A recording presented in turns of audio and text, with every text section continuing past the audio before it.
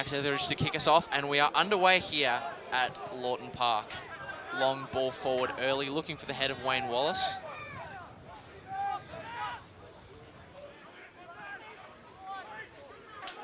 Ball's out wide. Will it come out to Jamie Nogler? It does.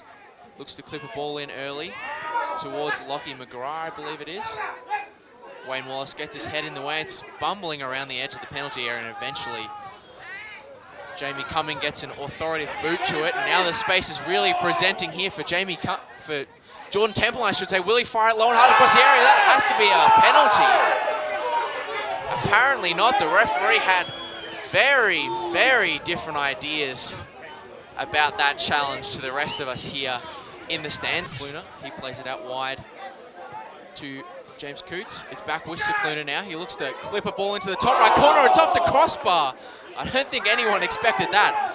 Least of all Fraser McLaren, but the ball's still here with North Geelong, eventually cleared away by Langwarrin. There's a inside to Lockie Weir. Lockie Weir plays it to Jamie Nogler. He takes on the strike. It's a good save, in fact, from Fraser McLaren to deny Jamie Nogler, who had a little bit of time to line up the strike on the edge of the area. First time in this game, the referee having other ideas as the ball falls through to Jamie Nogler. He takes on the first time strike, and it's a strong right palm from Fraser McLaren to deny Nogler for the second time as the ball remains with the Warriors. Only for so long, a bit of aerial ping pong in the windy conditions, and currently 0-0 here as we get underway. A long ball pumped forward from kickoff. That's usually a kind of tactic that you expect to see in a Sunday team, but ball sent in here by Temple, looking at the back stick for Jordan Baird. Is that ball over the line? Has it been given? I think it is. I think that ball has gone over the back, over the line, and it's John Baird getting his first goal for the club in his first start.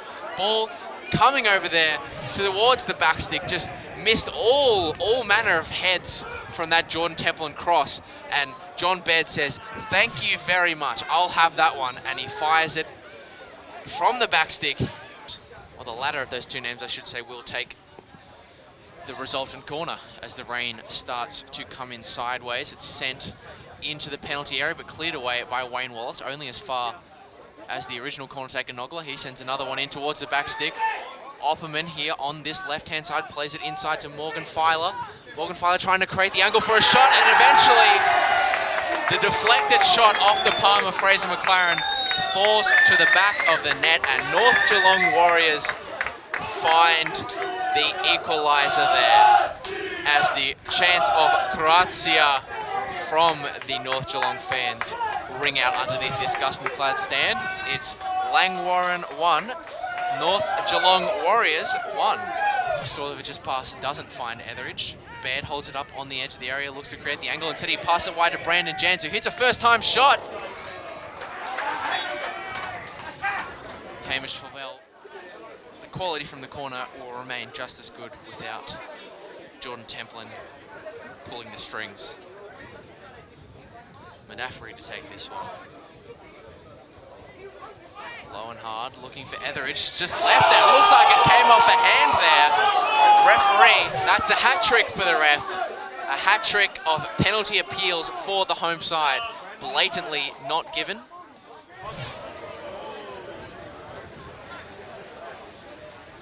It's really starting to come in cats and dogs here. McGrath, Baird on the edge of the area. McLaren,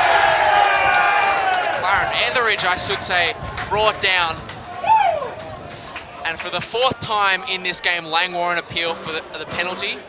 And for the first time in this game, they've got it. Referee awarding the spot kick there to Max Etheridge, who lines up the Scotsman, looking for a second, a little stutter step, and he puts it into the back of the net. Bottom left corner, number 2 for Langwarrin and number 2 for Johnny Baird. Max Etheridge winning the penalty after the challenge of Banavac there for North Geelong. And Johnny Baird, Johnny on the spot to knock home that penalty to make it 2-1 to the home side Langwarrin. A fantastic 3 points today. Perhaps maybe a little bit long of a time between drinks, maybe, in terms of wins, but nevertheless, a fantastic win today. How good does that feel after, such a long time?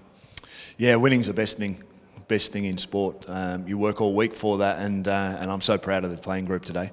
I just think I didn't ask for a reaction today from last week. I asked for them to be proactive in everything they did, their desire, their commitment to the game plan, but their attitude. And as I said, the word is proud, and the excitement in the dressing room's there. And I do feel the puzzle that had broken slightly with a few key personnel, and we had to really get the balance right with the team selection today. We changed our starting structure as well to make sure that everyone was comfortable with their role and responsibility. More importantly, I asked them to replicate the culture and the values of this football club, and that's what we spoke about before the game. And I think everyone in the dressing rooms now really would look and see that we did. We represented the club with pride. And any analysis of this game would be incomplete without, of course, mentioning the debutant, Johnny Baird. Two goals today in this match, but sort of beyond that, I thought he was central to so many of the good things that happened in the team from an attacking sense. His energy was off the charts. I suppose as a manager, you can't really ask for a better debut performance than that, can you? No, for sure, and more importantly, I thought he drove his team forward. He encouraged them to be accountable. He made sure people stuck to their task. He was very vocal as well. John's obviously been on our radar for a while now, and it's unfortunate we couldn't get him here earlier. However, now that he's here, we're happy to have him here. But I just like his desire and the attitude he showed today was superb. And I could speak about his technical attributes and how he actually brought the game alive with his 2 goals, but I just loved his endeavour, and I love the passion he showed. For such a guy that's only had 2 sessions with the team, he led from the front, and we love that. And speaking of that attacking third, one of the things that we've discussed, in previous weeks is how, recently the final ball hasn't perhaps been up to the standard and the regularity that you would have liked, but today is almost polar opposite of that. The incisiveness was there for all to see. The chance creation was nothing short of fantastic. We are pleased to sort of have such a performance that was so direct from a chance creation perspective. Yeah, for sure, and I speak about that puzzle and ultimately a definitive number 9 like that, making forward runs and the relationships they had. I look at Templin and Demir today as well. I look at their work rate. Templin was brought off because he worked so hard for the team, and I think that was one of Demir's best games he's played. I thought the final third entries were consistent. The final quality is still not where we want it to be. However, the endeavour, the decision making in key areas gave us that opportunity to create more chances, and it will only improve because we'll really focus on that over the next 4 to 6 weeks in training to improve.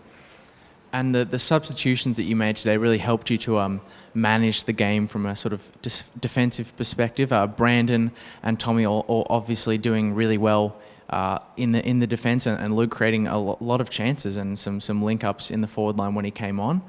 How pleased were you to be able to manage that game, so professionally against such a high-quality team, and how pleased were you with the impact of the substitutes? Yeah, I was very pleased. As you said, tactically we had to change it. They went to a back 3 and put 5 in midfield. So we had 2 things to look after there. They wanted to attack centrally, so we needed to protect that area. And ultimately, when people are getting fatigued in the central areas, suddenly those little pockets can be created. However, bringing Tommy on really stabilised that area and had 3 in midfield, so we weren't overloaded. And then the wide areas, you look at Brendan Jans dropping into the full-back position. His distances and covering positions were fantastic, and it just afforded us to take Madaffery off just to freshen him up a little bit because his workload was fantastic. Luke Gordon came on and obviously had an impact physically going forward as well. We're a young side, and I don't think too many people recognise that. They look at the big names in Wallace and Cummings and Amarzi. However, we are a young side, and you look at Portelli and Gordon, Madaffery and Jans, they didn't stop today, and they're all under the age of 21 and 22. So what a strong foundation we've got. One, to have a cultural shift to bring technical footballers to the club, but I just love their desire today. And I must just conclude with saying the efforts on show today were the standard that are required from now on, and we must not let ourselves down by dropping below those levels.